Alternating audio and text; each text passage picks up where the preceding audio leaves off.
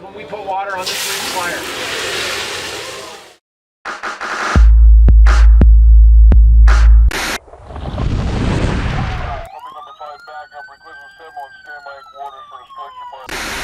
So what we're doing here is we call this the cooking trailer.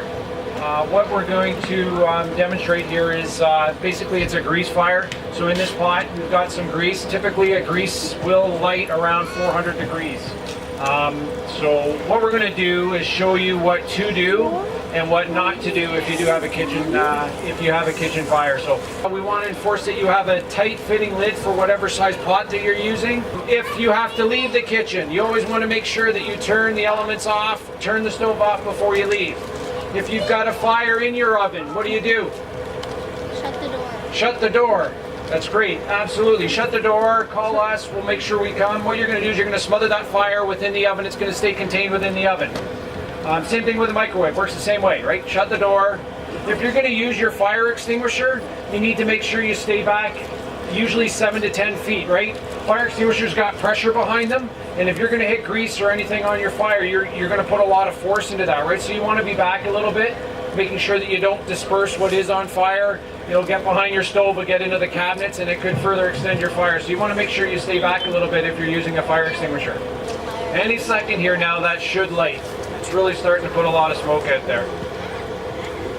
There it is. So that grease, if you had a pot on the stove and maybe you came home and you put it on and you forgot, it eventually gets hot enough that that's auto igniting. So there's nothing else there that started that fire other than the heat itself. So we've got the firefighter and he's got a tight fitting lid. When you're going to start from the side, you're going to slide the lid right over top of that fire. You can see how it smothered that fire. Right, so it's out. You're going to want to leave that now, turn that flame off. Now he's removed that, and as you can see, it was still hot enough that it auto-ignited again because there's still enough heat and air in there. So you definitely want to make sure you leave that lid on there, you turn the element off, and you leave it off. Right? Usually you've got cupboards and stuff above that, and those things, they can start on fire as well.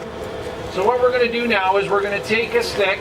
We're going to put just a little bit of water in here and we're going to add it to this grease fire. We're going to show you why you don't use water on grease fires.